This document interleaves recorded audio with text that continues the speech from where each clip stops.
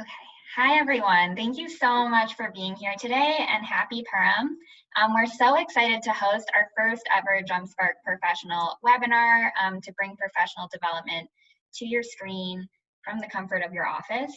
It's really exciting.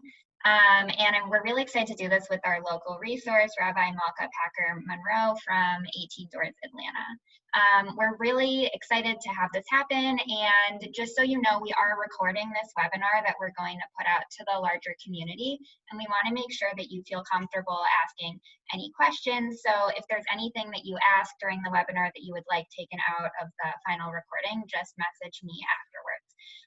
And also, just while you're not speaking, make sure to keep yourself on mute so that we don't have any feedback or sounds from that.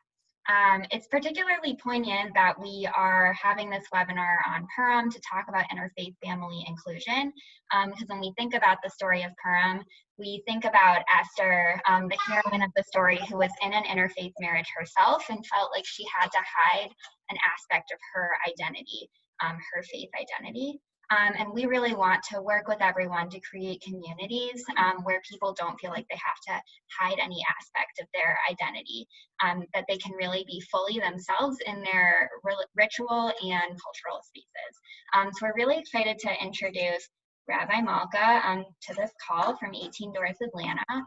And she is a Reconstructionist rabbi and life cycle officiant here in Atlanta. And she's the founding director of 18Doors Atlanta, which is a nonprofit that empowers and supports interfaith couples and families. And she provides guidance, resources, and trainings for clergy, lay leaders, and Jewish organizations to foster more welcoming and inclusive communities. So I'm really excited to turn it over to Rabbi Malka to lead us in this call. Thank you for being here. Great, thank you for having me. I'm excited to lead this today and excited to see faces that look familiar and names at least that look familiar. If you are able to do video, I would love that, just so we can feel like we're actually hanging out. I think the reason why we made this webinar a webinar rather than in person was so that people were able to be present, and if people can have their videos, it's just easier so we can see each other and feel like we're kind of together.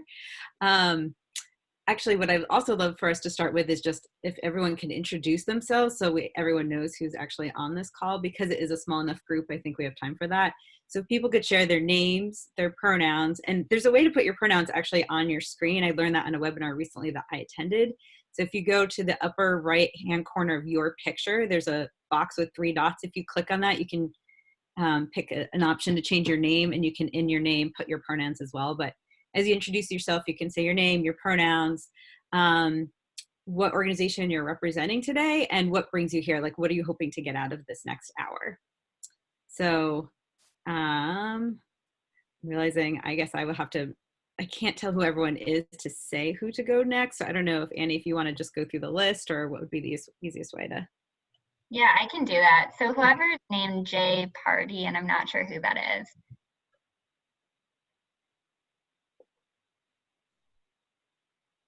I can come back to them. Nikki, if you want to start us off. Yeah, I can.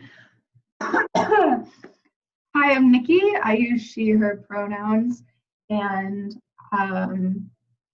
just a little bit about myself, where I am. What organization are you representing, and what are you hoping to get out of this hour? Okay, cool. I'm a part of Jewish Kids Groups, or JKG, and I run our Sunday programs. And I think just in this hour, we've worked really closely with 18Doors, but I have never personally had any sort of like one-on-one time with you. So though you've come and like done it with my staff, so I just want to get more information, just anything general. About half of our families are interfaith, so, or even more. So anything will help. Great, thank you. Thanks. Russell, if you'd like to introduce yourself. My name is Russell Goshawk. I am the Innovation Manager at Jewish Federation of Greater Atlanta. I'm also a product of an interfaith family. Mother is Jewish, dad is Christian. So I feel relatively knowledgeable about interfaith life and interfaith in Jewish Atlanta. I consider Malka and her colleague Becky to be good friends. So I'm here to learn a little bit more and also to support my friends and colleagues at JumpSpark, who actually, Annie is right on the other side of that wall.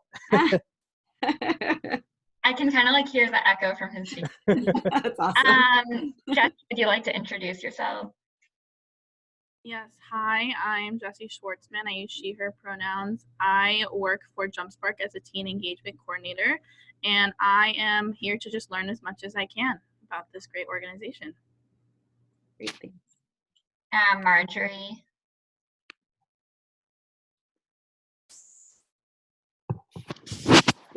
Hi, so I'm Marjorie Vaughn. I work at the Temple, and I am just here to learn how to support. We just want it to be a wonderful place for everyone, and I myself am in an interfaith marriage, and so feel very comfortable with that. But yeah, just learn more about what's going on. And hi, Malka, I haven't seen you in a really long time. Good to see you. Kate from CBH.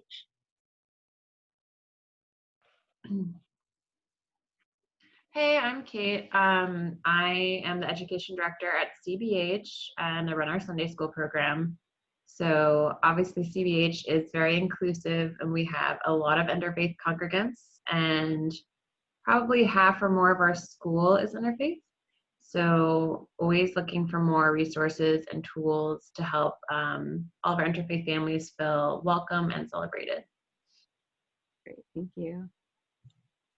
Bobby, if you're on the call and would like to introduce yourself.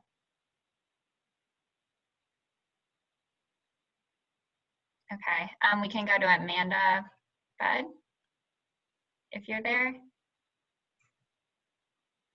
And if not, we can go to Near, if you're there, from One Table. I'm here. Can you hear Hi. me? Yes. Hey, it's Near with One Table.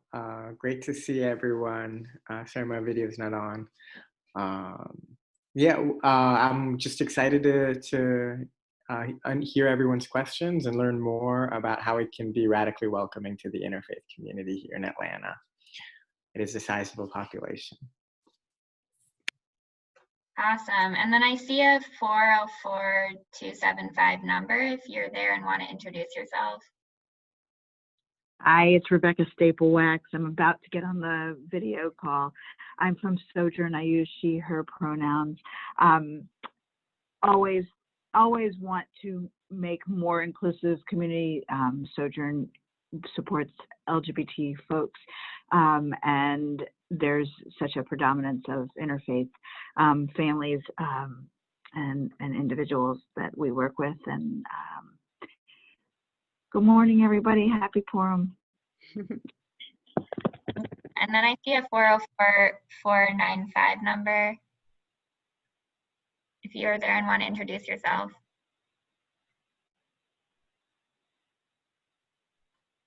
Okay, so that's one down. Well, thank you everyone for introducing yourselves, and hopefully we'll all find ways.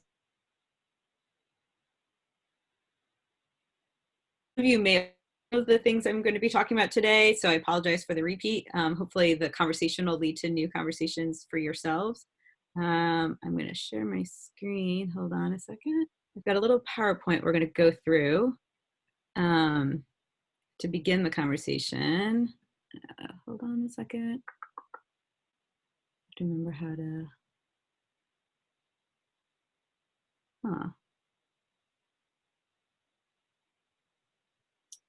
Oh, here we go. Okay. So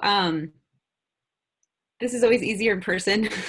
One, because I can see your faces and interact, and two, it's easier to have conversations. So I'm going to go through the slideshow. I'll have points where I'll ask questions because we are a small enough group, people can unmute themselves and kind of participate in the conversation. And at the end of the slideshow, we'll be able to have even more conversation. I'm going to close this up. So right now I can't see anyone's faces, so I can actually see the slideshow. So today we're going to talk about how to move from being tolerant to radically welcoming. I think that a lot of organizations in the Jewish community are working on becoming tolerant, like, oh, you can come here if you happen to be in an interfaith relationship.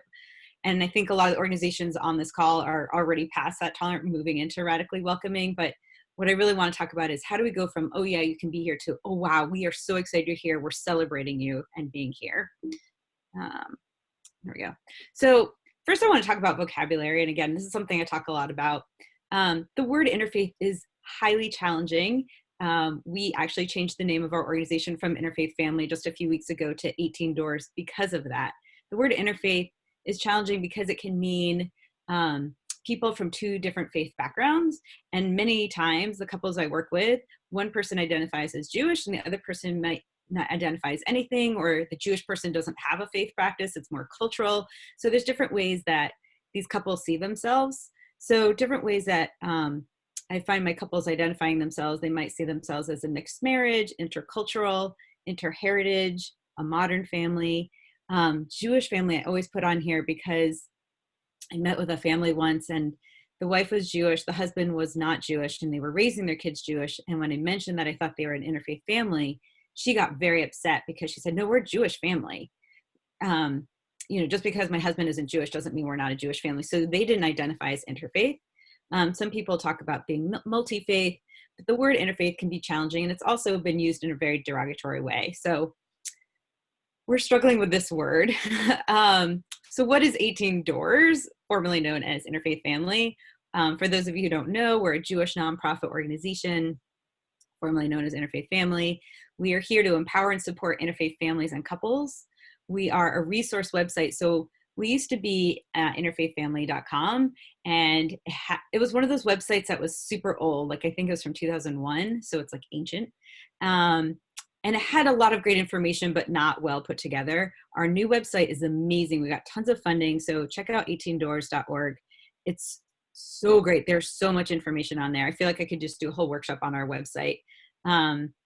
So check out our website. We also provide trainings and workshops like what we're doing today for Jewish institutions to be more welcoming and inclusive. And today is a very basic, broad 101, but I'll talk later about ways to go more deeply in this work. And then we also are clergy officiation referral service. So anyone looking for someone to officiate any life cycle event around the world, we get around 200 to 250 requests internationally every month.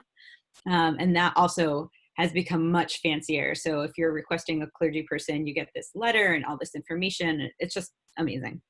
So you can check that out. Also, if you know of any rabbis who are not on our service, send them our way. But that's something I work on a lot.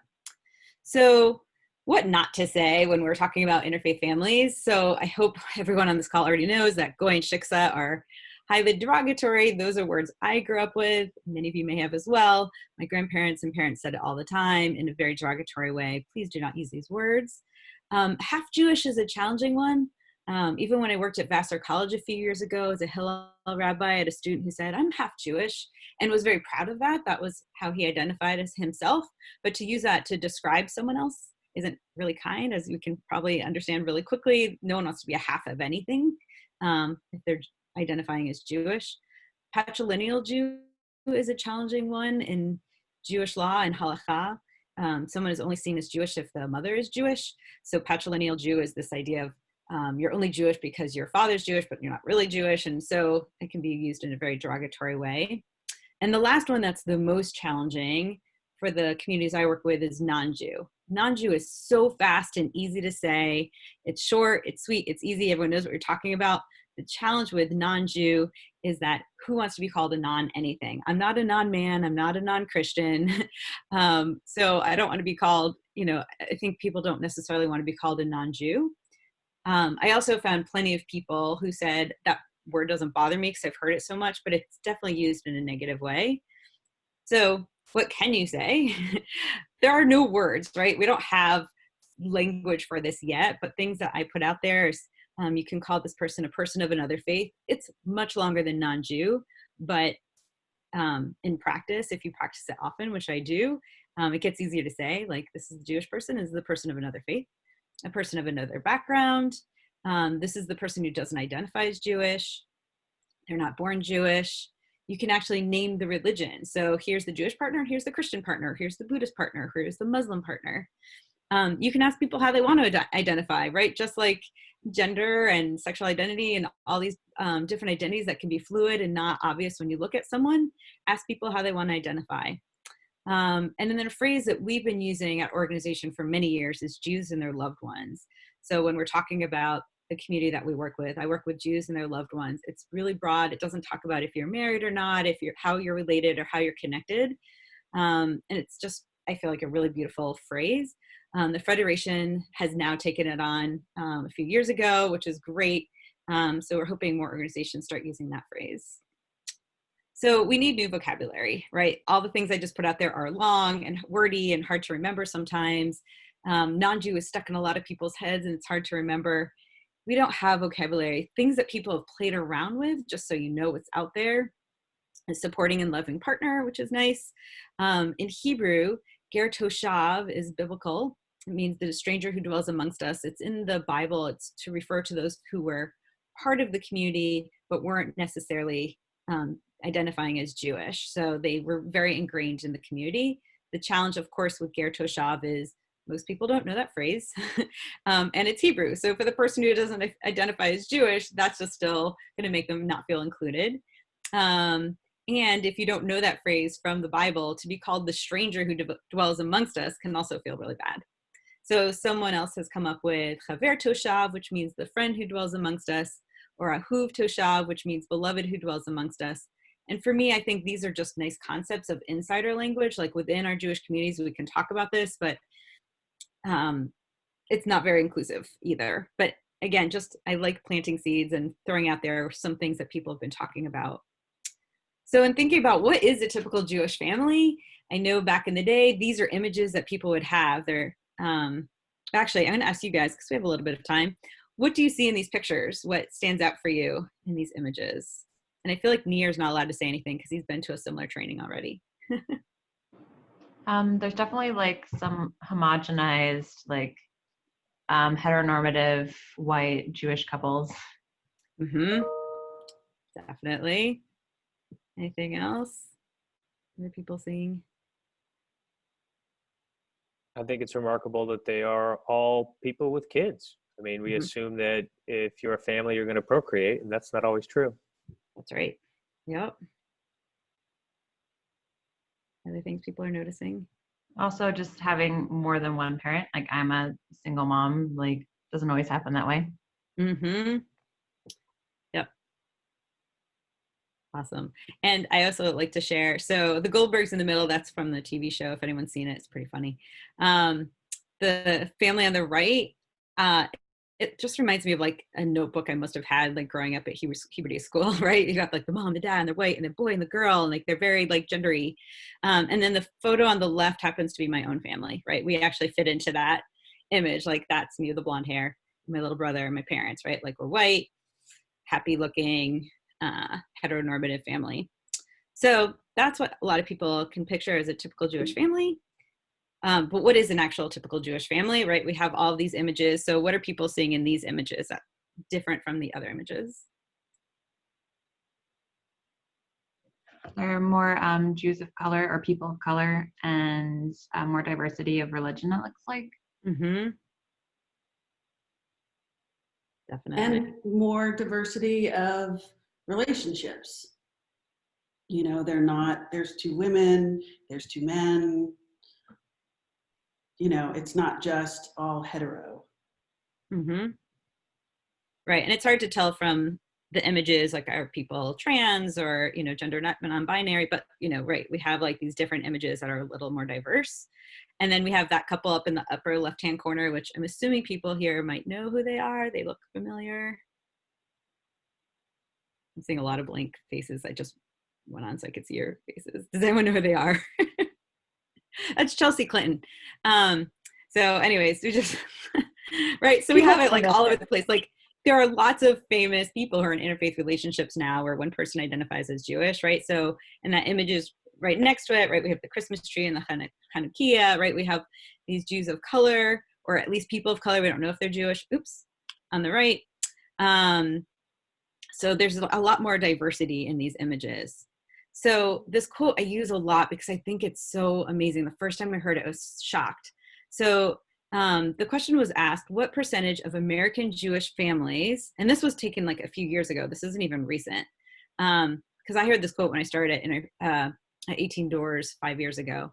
So what percentage of American Jewish families were traditional, by which he meant a mom and a dad, neither ever divorced, both born Jewish, with children who were not adopted?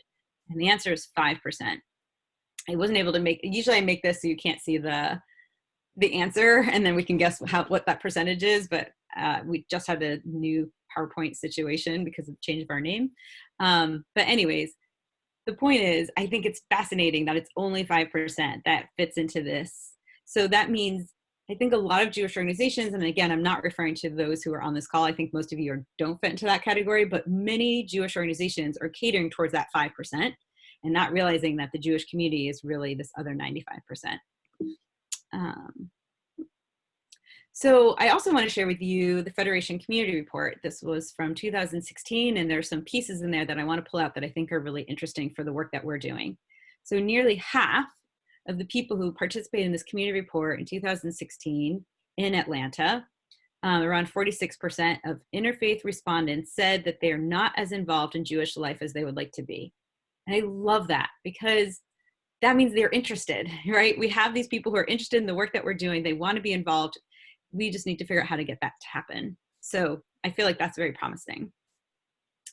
Only 13% of the Federation's respondents in interfaith relationships strongly agree that they feel part of Jewish community in the metro Atlanta area, versus 49% of people who are in-married, meaning both partners identify as Jewish. So for me, that means that a lot of people are not feeling part of the Jewish community, whether they're in Jewish relationships or these other relationships where one person identifies as Jewish and the other person does not. So those numbers are super low, I think. I mean, only half of people who are in-married, and then 13% of people in interfaith relationships feel like they're part of the Jewish community. So I think we have a lot of work to do. And so that's why I'm glad we're all on this call today. So in this report, the information that people gave back, why they don't feel like they're connected, include they don't feel welcomed. And so that's the work that we need to be doing. They are not connecting with people at programs and events. And only 18% of people, only 18% of people in interfaith relationships strongly stated that their most recent experience made them want to attend another Jewish event or activity. 18%, that's a low number. So people are not feeling welcome, and then once they're there, they're not wanting to return. So we need to figure out how to make that change. 69% of people in interfaith relationships said that they wish there was more interfaith programming in their local community, which is a very high number. So people are always asking me, do people in interfaith relationships want to just be more part of what's already happening, or do they want their own programming? And what I always say is both, but this number definitely shows people want specific programming for interfaith couples and families. So I like to propose that we need to be moving from tolerance and acceptance to honoring and celebrating. So how can we do that? There needs to be a cultural shift. And I think that is starting to happen in Jewish Atlanta. I'm definitely seeing it in the Federation and different organizations, and how we're talking about interfaith families, and how we're talking about this from the Bima, from our classrooms, from just people in the community. That needs to continue to happen, of how do we talk about this community and how do we welcome people in. We need to question our assumptions about what does it mean to be an interfaith relationship, and what does that couple or family look like, and how do they practice, and what does that mean for our community. We need to be aware of body language, and I give this example a lot because it's so powerful to me. So when I first moved here, I met with a lot of interfaith couples and asked them about their experiences in Jewish Atlanta, and this one couple said that they went and met with a rabbi to officiate their wedding, and when they were meeting with the rabbi physically was only facing the Jewish partner. Like, her body was just like slightly turned towards the Jewish partner the entire conversation. So it was one of those things that was so subtle. I am sure that rabbi had no idea they were even doing this, but it was such a turnoff to the couple, they didn't return. So that's one story. And then going back to the cultural shift and how to be more welcoming, another story I heard, and I share this story a lot too, because I think it's so powerful, of like, it's great that you guys are on the call, but who else needs to learn about this? I met with someone, and she said that she called another synagogue here in Atlanta, and said, I'm looking for a rabbi to officiate my wedding. And the secretary who answered the phone said, oh, are you marrying someone who's Jewish? And the person who called said, yes. And the secretary responded with this joy and excitement, like, yes, oh, I'm so excited that you're marrying someone Jewish. The person who was calling was not Jewish, was super upset, hung up the phone, and they got a justice of the peace. They didn't even use a rabbi. So these cultural shifts need to not just happen with our leadership, but everyone on the ground, right? Because if the only person that couple is connecting with is that secretary who wasn't even thinking through that that could be offensive because they didn't realize who was actually calling, that's so problematic. They're not even getting in the door to get to that rabbi or leader or educator who's super welcoming and inclusive because those gates weren't open, right? Or I've met with couples who said the person who greeted them at the door was really like asking questions that were really offensive, or, you know, all these different layers. So it's who are the congregants, who are the people cleaning the spaces, who are all the different people are connecting with, because they might not make it to that rabbi or other person who's already welcoming and inclusive. It doesn't matter if they can't get to them. Asking people about their faith journey, not just asking like, are you Jewish or not? And then that's it, or just dismissing them because they're not Jewish, but asking like, who are they? Where do they come from? What's their journey? What brings them here? How do we honor the loving partner? The example I give around that is there's a synagogue here. I remember the first year I moved here, I went to their Simchat Torah services, and they had 3 aliyot for the Torah service. And so they called up some people for the first one, some people for the second one. And for the third aliyah to the Torah, they called up people who were the loving partners of the Jewish community. And it was so powerful to watch people who didn't identify as Jewish called up to the Torah to not just be allowed to be in the space, but to be honored. So they didn't say the traditional blessing, it just wouldn't have made sense, but they were called up to the Torah and given a blessing in front of the entire community and celebrated on a day when a lot of people were at the synagogue. And I feel like that's the kind of work we need to be doing. How do we celebrate these people who are showing up, who are celebrating us, who are supporting the work that we're doing? And focus on creating community. These are some of the ideas that I have. Another thing that we need to be thinking about is our website and written materials. How are we putting out information? How are we welcoming people in? So when we have a website and written materials, do we make sure that all Hebrew words and insider phrases are translated and transliterated so everyone can understand everything? And, you know, so I think many of us are very good at that. I can even say for myself, I've made mistakes where I created a program called Shul Shopping, thinking, oh, I have all these couples that I meet with on a regular basis. They keep saying, I want to check out different synagogues. I don't even know where to go. I don't know how to even begin. I'm very overwhelmed. And I was like, oh, let's create something called Shul Shopping. We'll check out different shuls in the area. And I had someone come to me and say, what's a shul? Right? And I just thought, oh, right, like shul's Yiddish. It's not an English word. It's not a Hebrew word that people know. Like that's an insider phrase, right? So I had to like break that one down as well. So, you know, it's sometimes we have to catch these things, and it's not about being perfect, but being aware and thinking about it. You know, I was also at a Federation event once where we're talking about different ways of being part of community. And the conversation really turned into different kinds of kugels. Well, it's like this kind of kugel and that kind of kugel. And this one woman said, what's a kugel? Right? So we have to remember anytime we use words that people might not necessarily know, we need to translate them, transliterate them, make it so people can access what's happening. Do we have photos of our diverse communities on our websites?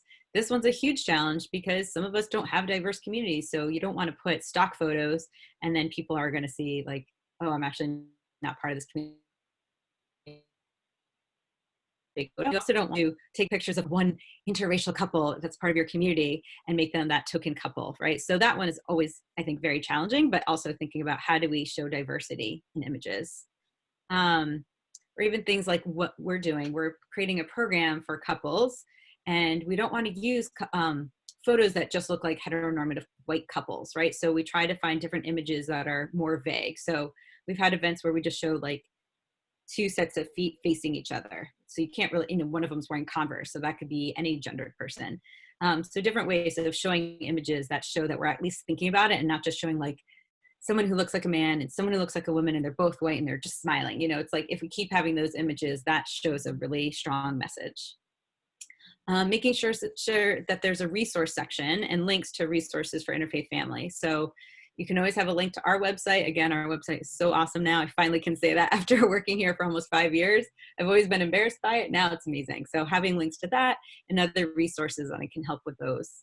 And an explicit welcome to the diverse Jewish families, and I'll give some examples of those in a second.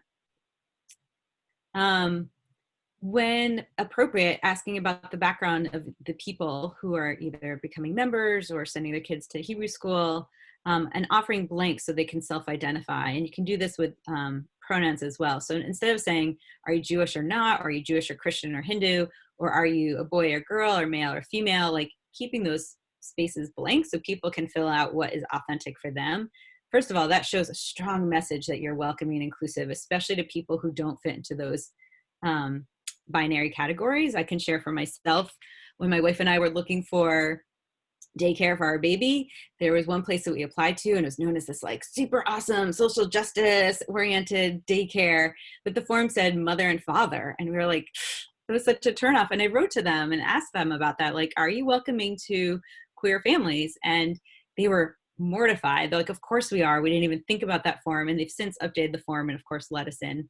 We didn't have to wait through the wait list. We didn't end up going there for other reasons, but these kinds of things make such a strong statement. Again, it's before anyone even talks to anyone at an organization, if the first thing they're seeing is your form to join an organization and there are questions on the form that are not showing that you're welcoming and inclusive, that can be a quick turnoff.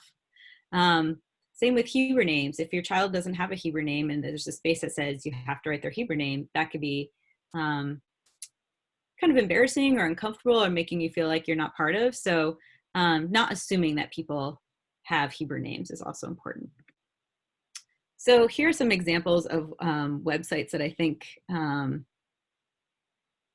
have some language that's really great. There are some challenges to these, but I think overall they have some really great language that you can look at, and you don't have to worry about copy. I can send you guys these slides, so you don't have to write all these words down.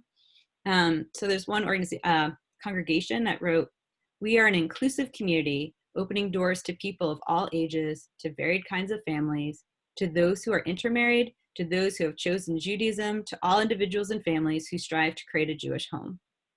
And I love the simplicity of that language. I love how it shows that they are welcoming and inclusive, because I think some organizations like to write things like, we're welcoming and inclusive. We're welcoming to everybody. These are so broad and so vague that if you don't see yourself in that, it doesn't necessarily sound welcoming. This is a lot more specific. This one, it says, we are an extended family of Jews by birth and by choice, non-Jewish spouses. So I wouldn't write non-Jewish, obviously, but non-Jewish spouses and partners and friends from many different spiritual paths who have come to be with us. And again, I like that this wording is really talking about who is welcome, how are we thinking about them, how are we exploring our community as one extended family.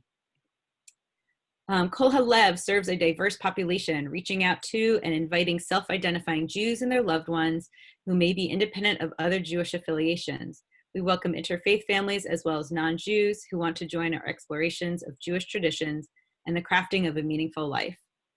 So once again, I wouldn't use the phrase non-Jews, but the rest of this I think is really beautiful, of talking about how they're welcoming, they've got the Jews and their loved ones. It explicitly says we welcome interfaith families as well as non-Jews. Although actually, no, sorry, this non-Jews does work because these are people who are just happen to not be Jewish, right? So I don't know, that could be a conversation. This one, people of all backgrounds will find a home in our congregation. Some of our members come from traditionally observant homes, while others have led a more secular lifestyle. Many of our most active members are Jewish by choice, and we welcome the participation of parents and partners who continue in their own faith as they raise a family in ours. Those who have felt cut off from religious life for a variety of reasons have found a spiritual home here. Our temple of family reaches out to everyone, including you. So, this is really talking about what people's journeys were and what brought them to their congregation. And then lastly, I just want to share some of the resources that we have available to folks on this call. So we have a program called ILI. It's the Interfaith Inclusion Leadership Initiative. We're in the third cohort of this right now. It's a year-long program for Jewish institutions and organizations to really explore how to be welcoming and inclusive. So it's a deeper dive into everything that we're talking about now. And we have a few organizations here in Atlanta that have participated in this. Love and Religion Workshop. So this is a program that I've been running for 4.5 years here. We're in the middle of our 11th cohort. And so I meet with approximately 3 to 6 couples. We meet 4 times and really explore what does it mean to be in an interfaith relationship. So here are some couples from a couple of cohorts ago. Actually, one of those couples has recently gotten married and another one of those couples just had a baby. And it's just a really wonderful way to really talk about what does it mean to be in an interfaith relationship. They explore ideas of God and culture and traditions, and talking about if they want to have kids, how they want to raise them, how do they deal with their in-laws, how do they deal with holidays, especially like this year, Easter and Passover overlapping once again for the 3rd year in a row. So talking about all these different concepts. So if you have any couples who you think might be interested, please send them our way. This really meets that need of couples looking for something specifically for them. And the neat thing with Love and Religion is at the end of their cohort time, or their workshop, the 4-session workshop, we have reunion dinners once a month. So different couples host dinners once a month for anyone who's ever participated. So they get to meet each other and start developing relationships. I have couples who've been friends for years now through this, who've gone on honeymoon in Israel together, things like that. And then we just recently started a program called Oi Baby. We just had our first one in December, where I met with these 5 couples and their kids were in a separate room and had programming for the kids where they talked about Hanukkah, and they read stories and sang songs and made a Chanukiah. And as adults, we talked about the joys and challenges of Hanukkah and Christmas overlapping, and how to deal with the theology and religious practice and families and traditions. And so we're going to be having more of these workshops. So we'll be talking about Shabbat. We're going to have one on bedtime routines. So these are, we're trying to have all over the city. And that's me and Becky, my associate director. She's pretty awesome. So she's been really helpful in helping make sure that these programs are happening and finding ways for us to connect with different organizations. There we go, stop share. So we have about 20 minutes left, and I wanted to hear if there are any highlights, things that people thought were interesting that they want to explore, or questions that people have, whether it's about what I just spoke about or anything about interfaith that we can talk about here in a safe space. I have a question. So at JumpSpark, we work a lot with the teen community, and I know a lot of people on this call also do. So I'm wondering if you could speak a little bit more about creating really interfaith spaces during teen programming where the parents aren't there. So these are kids who are the products of interfaith families? Is that what we're talking about? Yeah. Because there's that, and then there's the other piece of dating, right? Because I think that's an important piece too. So teens who are products of interfaith families, I think it's similar to, I do lots of training for Hebrew schools of who are kids, a product of interfaith families, of talking about, like, we don't say, oh, it's Christmas, we can't talk about that, don't bring that up in here, right? So how do we make it a safe space for people to really talk about their full identity? I think is highly important for anyone who's a product of an interfaith family, right? So making a safe space where they can talk about what holidays they're celebrating, or that's the biggest one, right? Like, oh, I just went to my grandmother's for Christmas. And some Hebrew schools, they'll say, shh, don't talk about that, right? Like, this is the Jewish space, we can't talk about what you did for Christmas. I think it's important to say, yeah, like, you can talk about it. We're not gonna spend the entire class talking about it, but how do we make it a safe space where you can talk about it and celebrate it? I think for teens and college students, it's also important to not say things like, you have to marry someone Jewish. Whatever the message is, I grew up with the Holocaust, right? You have to marry someone Jewish, otherwise you're continuing the Holocaust and you're, helping Hitler annihilate all the Jews. When you put out that message, especially for people who are starting to date, one, that's highly problematic because their parents are are interfaith couples. So you're basically telling them that what your parents did was really wrong and it's ruining the Jewish people. So how do we talk about dating? I think it's important to talk about, when you're looking for a partner, not focusing on their religion as much as what are their values? Do you have shared values? Are you talking about how you want to be in the world together? So really having a different framework for those conversations, I think, is important. But I'd love to hear what other people have to say about that. I know we have people who are products of interfaith families in here, or people who work with interfaith families? Are there other ideas that come up around that?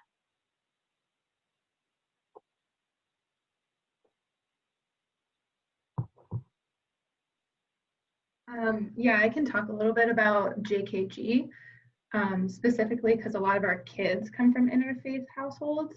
So what we tell our teachers is like exactly what you said. If a child comes in talking about Christmas, and never to dismiss that child.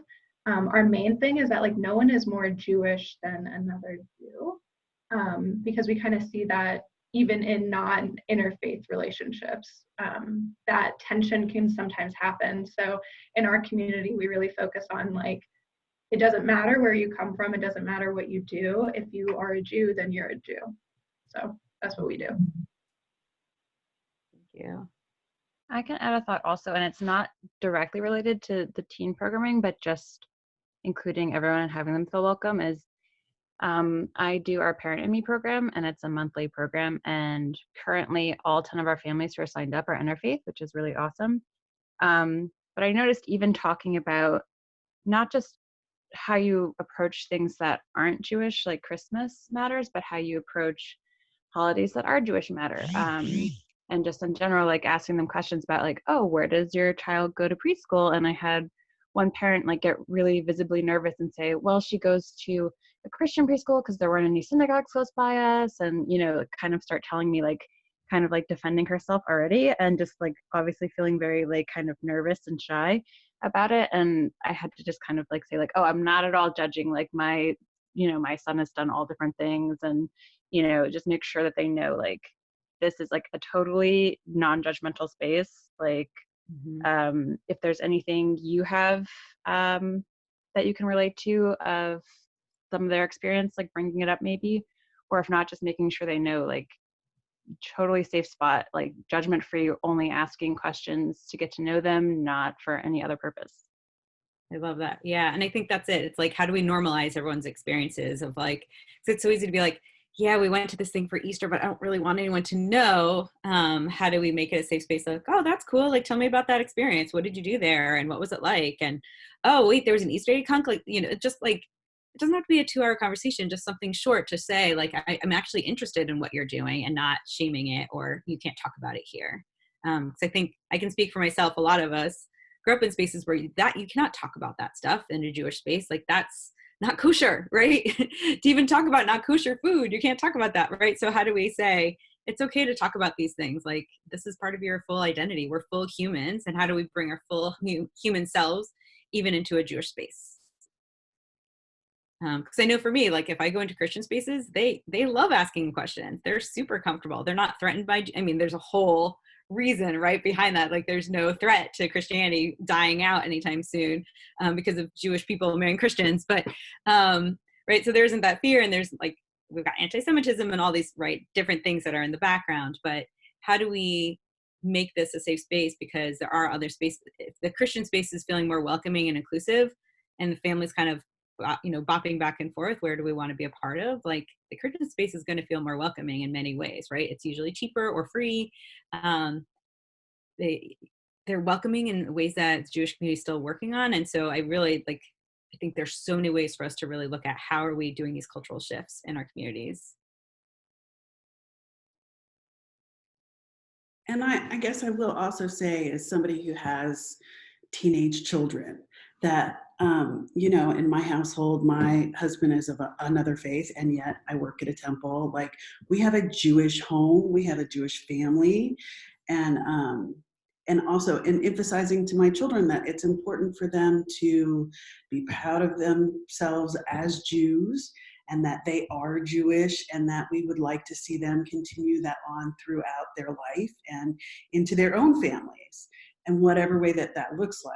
But for me as a parent, it's more important for me to have them have Judaism in their life and in their children's lives than it is for them necessarily to marry a Jew. Like, as long as they're happy and healthy and have a Jewish house, I would love to have a Jewish household, but have Judaism in their life would be, the main goal. Right. And I think relate to that, it's like teaching them like, what is the value of Judaism? Like, why am I saying you need to do this? Like, what's that like, what's the joy of Judaism, rather than like, you have to do this because you're supposed to, or you don't want the Jews to die out. But like, oh yeah, Shabbat is fun, right? Like, let's go light some candles and have some challah and maybe sing some songs and maybe have some kind of a ritual and have something that's different than the rest of the week, right? So how do we teach like the joys of Judaism rather than like the have-tos? Which I think is, I think also with that, it's kind of nice, like tying into that of like letting them kind of explore what their Jewish identity is and like how they want to relate to it as well. Like, oh, you're really interested in like this one aspect of Judaism, let's explore that more. Or you're not really into this part of Judaism, why is that? And like, that's okay. Can we find a way for you to relate to it or not? You know, and make sure that it's like, oh, however you want to relate to Judaism is okay, and emphasizing that there are a million different ways to relate to your Jewish identity, and there are a million different Jews out there, and there's no right way or wrong way. Right, right. And I think that related to that is exposure, right? What are we exposing them to? Like, not just Shabbat and lighting candles, but like maybe some like philosophical thinkers, or, you know, other ways that you can connect to Judaism. Because some Jews are like, I don't like going to synagogue every week. That's not interesting. It's not meaningful. Maybe you didn't check out the right synagogue, or maybe you just need to start studying, you know, different texts, or maybe, you know, there's different ways that you can connect to Judaism and feel that richness. And right, or maybe it's just going to the Jewish Film Festival, right? What are the ways that people want to connect, or the Jewish Music Festival? Like, what are the different ways that you want to connect to Judaism that maybe aren't like the traditional, like going to synagogue? You have to go to Hebrew school, or, you know, whatever it is that doesn't feel as life-giving.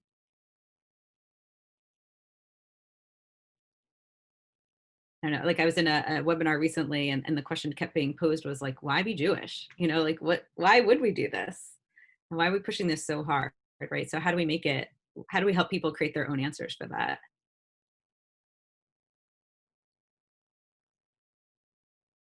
Any other thoughts or questions about that, or just anything interfaith, or things that you've been doing that you want to share with the group that you're like, actually, we tried this thing and it was really cool, or we tried this thing and it didn't work. But I want to share that so we can learn not to try that.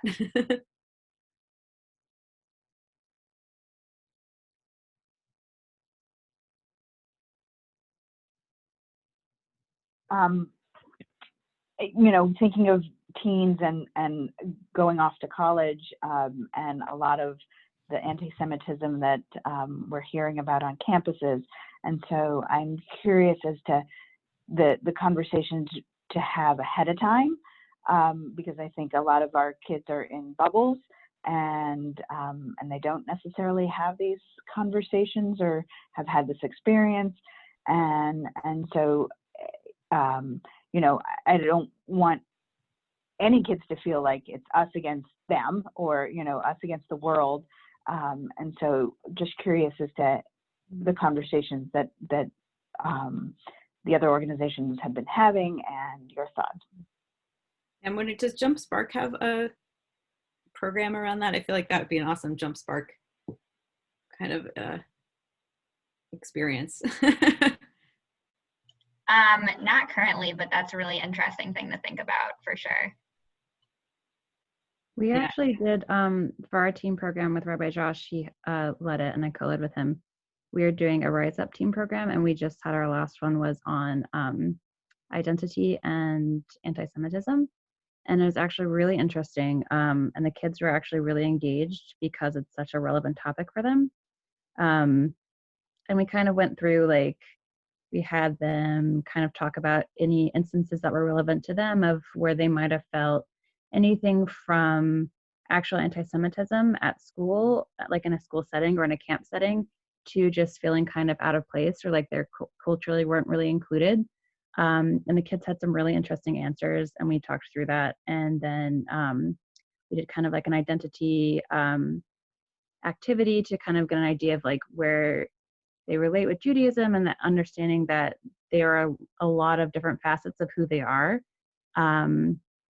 And then we actually went over, I created a printout, which I'm planning to make available to other organizations, but it kind of went through different things that you can do, like when you see anti-Semitism, you know, like reaching out to Anti-Defamation League and always reporting anything that's violent, obviously, using your voice, staying aware of current events, not flooding yourself, like taking a break sometimes, like for self-care. So, because, sometimes we all get into that spiral of like the black hole of like the news and everything's terrible and the world's coming to an end.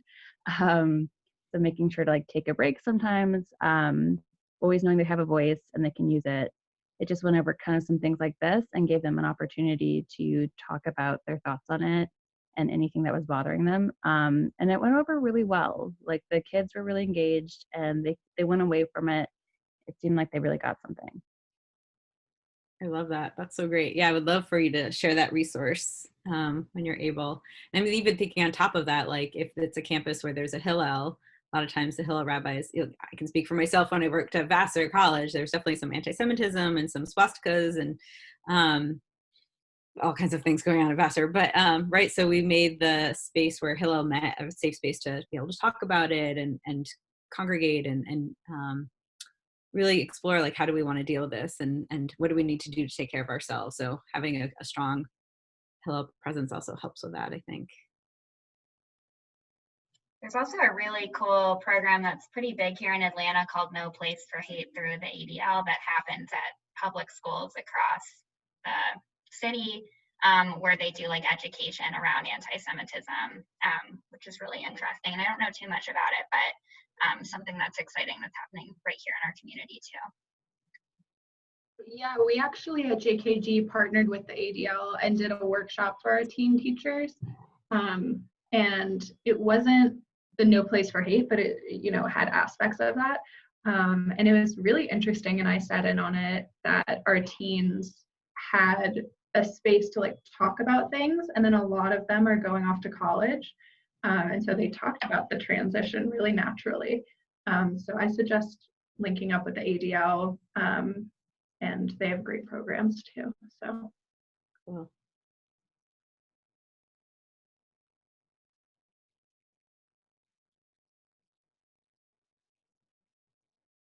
And then we have like 5 more minutes. So are there any other things that are like pressing or that you're hoping to get out of this or resources that you want to share? 'Cause I know it's like, yes, I'm kind of the expert in this, but like we all are, right? We all are in this in different ways, whether we're married to someone or a product of, or just in the world or, I mean, the other thing too is like interfaith families also, like even if someone converts to Judaism, one partner converts to Judaism, their extended family is still interfaith, right? So it's still stuff that people explore in their own lives, right? So just being very careful that we not make assumptions. But even in this call, I feel like I know enough of you to know like there's a lot of interfaith in here, right? So what kinds of things that have helped you feel welcome and included can be shared as well. If anyone has any personal stories. Just to share briefly, it's near with One Table. Oftentimes when I'm talking to hosts, individuals that are welcoming strangers into their home for Shabbat, and I see their good intention and I read how their Shabbat comes across on our platform, often I prompt them to be super explicit about who is welcome and why, and really share expectations there. A lot of people say that they're welcoming everyone, but they don't go into detail. So I just thought that might be insightful to share. Mm-hmm. Thank you. Yeah, and again, if you go on our website, there's a lot of language on there that you can look through to help with websites or invitations to events and things like that. And if you ever want help, I can always brainstorm with wording, because I think that is so important of how do we say that we are welcoming and making sure that you are welcoming, right? Not just saying it and then when they come into the space, it's not like we don't want false advertising either, because that can be challenging, right? So that's that challenge of we want to become more welcoming and inclusive, but we need to work on that infrastructure and the communal practice and cultural shifts before putting that word out there. But it's been so nice to be on this call with everybody and just really appreciate all of you and the work that you're doing. And Malka, I have an idea. Oh, yeah. It's because I spent some time on the website and I'm curious how you talk about the brand change, because there was, some about us, but I'm curious how you describe 18Doors and the value of the new name. Thank you for asking that. I probably should have shared that. Right. So we have this new name called 18Doors. We brought in a consultant maybe a year or so ago. I wasn't part of that process, so I just know the end result, but they definitely spent a lot of time talking about the name and what can replace interfaith family. Because the challenge with interfaith family, as I said before, is that it can be derogatory. It could be unclear that, you know, people both have to be of a different faith, or there's this idea of like everyone's doing, interfaith means doing equal Christianity and Judaism, right? That's always the fear, is Christianity and Judaism. People are less fearful of Jewish and other, but Christian Jewish is the biggest fear. So it had all this negative implications, and also people confused it with the other kind of interfaith, like Jewish Muslim dialogue to create peace. Like that's not the kind of interfaith we were doing. So they came up with 18 Doors because they wanted a name that was unique and different, kind of like Amazon and Google. Like those actually don't tell you what they mean, but everyone knows those brand names really well. So they thought it doesn't have to be explicitly explaining what we're doing. But 18 is obviously because of high, and Doors is this idea of there's different pathways into Judaism. And so our tagline is Unlocking Jewish. So we're helping different ways of connecting to Judaism. There's different pathways, different ways, entry points into Jewish life.